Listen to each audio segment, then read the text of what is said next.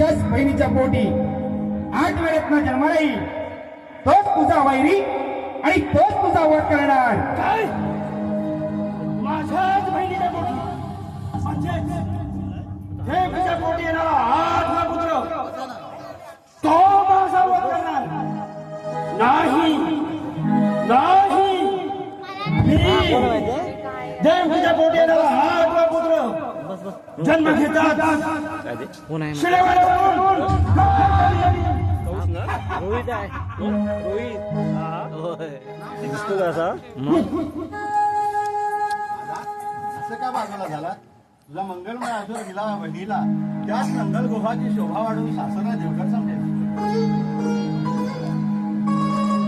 Rohit mobile मला देवकी तू या क्षणी सासरघरी जाऊ शकणार नाही. हा रोहित आहे.